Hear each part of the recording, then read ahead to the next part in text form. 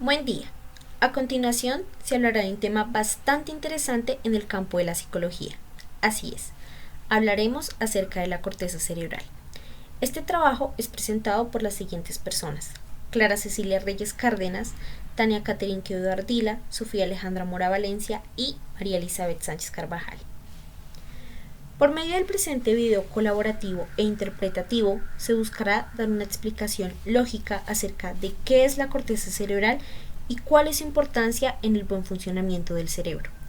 También se tendrán en cuenta las diferentes áreas de Brodmann, expuestas por el neurólogo alemán Corbinian Brodmann en el año 1909. ¿Qué es la corteza cerebral? Es un área que se presenta como una delgada lámina de materia gris, la cual tiene muy pocos milímetros de espesor, que cubre el hemisferio izquierdo y derecho del cerebro. Es aquí donde ocurren algunos procesos como la percepción, el juicio, los pensamientos y las emociones.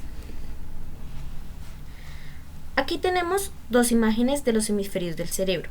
El hemisferio derecho, que es el responsable de las funciones cognitivas como el razonamiento, y el hemisferio izquierdo, que es el encargado del lenguaje y de la capacidad de análisis. Bueno, siguiendo con lo que son las partes de la corteza cerebral, que fueron divididas en las 5 partes más esenciales, como se puede ver en pantalla, empezando con la corteza frontal premotora, la corteza frontal motora, la parietal o sensorial, también la occipital o visual y por último la prefrontal.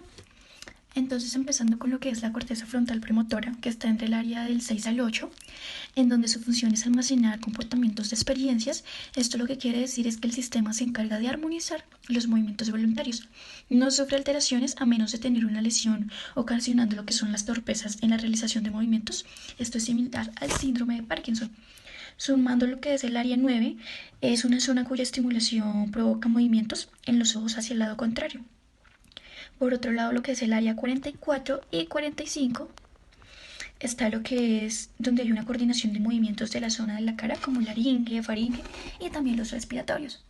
Siguiendo con lo que es la corteza frontal motora, está entre el área 4, es la vía piramidal que lleva las órdenes de los movimientos voluntarios hacia las neuronas localizadas en aquella médula espinal. Por otro lado, si llegase a tener una lesión, puede generar la pérdida de la movilidad voluntaria en la zona que sea afectada. Siguiendo ya con lo que es la corteza parietal o la sensorial. Está entre el área 1, 2 y 3. Esta área representa lo que provoca parestesias contralaterales y ocasionalmente movimientos involuntarios.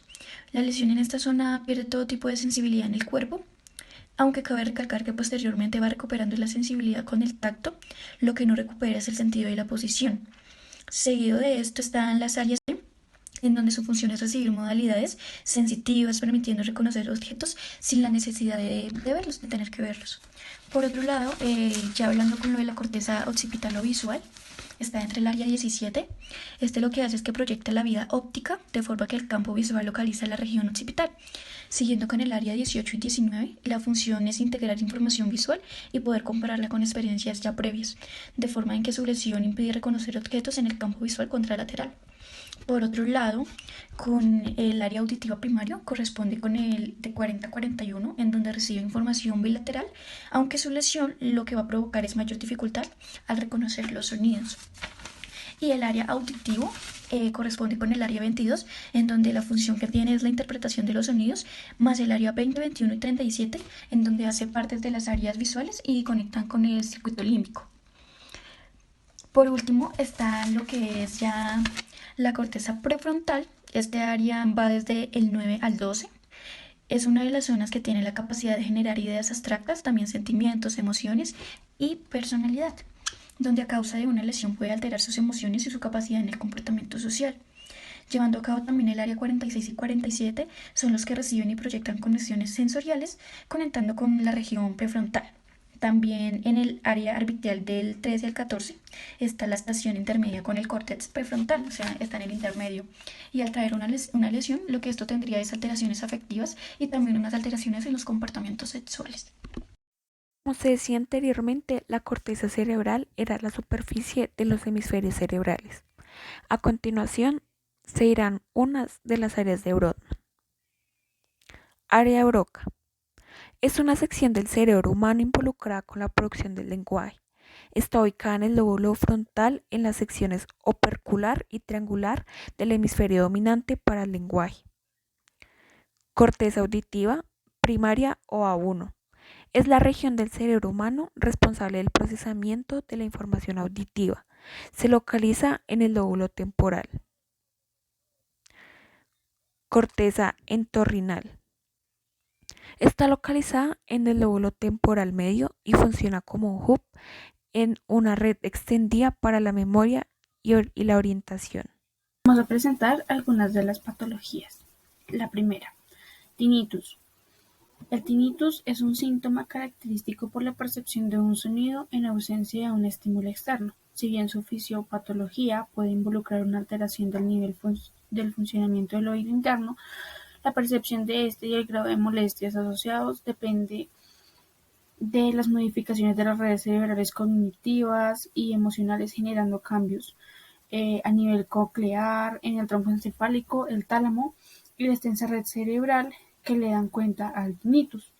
Algunos síntomas que se pueden presentar son los depresivos, los ansiosos, también tenemos el insomnio, la irritabilidad, la falta de concentración, la confusión, algunas dependencias de las drogas, diferentes dolores, problemas de memoria, aislamientos sociales, dificultades para comprender programas televisivos y trastornos de balance y de balances.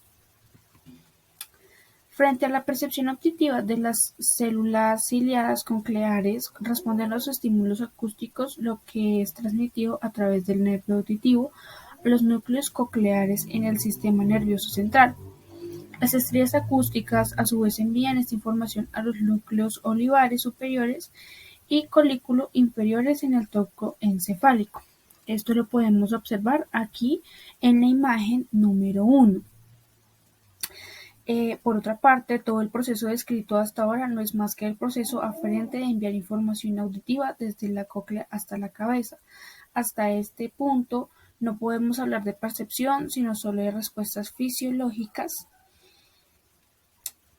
Ya para las otras dos siguientes imágenes, en específico esta de acá, tenemos una red cerebral del tinnitus crónico. La actividad neuronal precursora del tinnitus es enviada a la corteza auditiva primaria A1, la cual se encuentra en esta parte, y se distribuye en una amplia red neuronal afectando la actividad de regiones implicadas en el procesamiento emocional y cognitivo, como es hasta la amígdala, hasta esta parte, la corteza prefrontal dorsal, que sería esta parte de acá, la prefrontal ventromedial y la corteza parietal interior.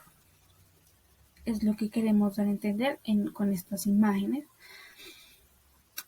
Por último, la evidencia fisiopatológica muestra que los pacientes con tinnitus tienen hiperactividad en la vía auditiva central, pero también tienen diferentes alteraciones en sus redes cerebrales que involucran cogniciones y emociones.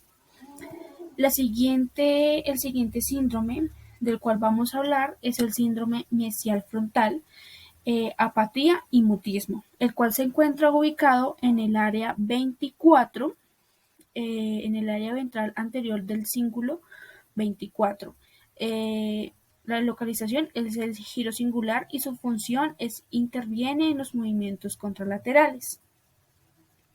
El síndrome mesial frontal se produce por una lesión a cualquier nivel del circuito mesial, pero especialmente por la lesión del área 24. Goldman, Rakic y Porrino identificaron input en el área 24 de Brodmann al estriado ventral, incluyendo el caudado ventromedial. El daño de estos circuitos causa apatía o abulia, déficits subcorticales como las que se observan en las enfermedades del Parkinson y la de Huntington, así como las lesiones talámicas, las cuales pueden causar apatía, en especial en el cíngulo anterior afectado. Las características más reconocidas en algunos pacientes son el mutismo akinético, es el principal síntoma especial y se trata de lesiones bilaterales. El paciente está despierto pero con total apatía, no muestra ningún tipo de emoción, solo responde a sus propios movimientos, no contesta preguntas ni presenta respuestas motoras. Y por último tenemos la abulia, que es literalmente la falta de deseo de una persona, la cual está representada en esta imagen. Es el estado de ausencia de motivación e iniciativa. Generalmente se acompaña de la apatía de la persona. Con esto daríamos por terminadas estas dos patologías.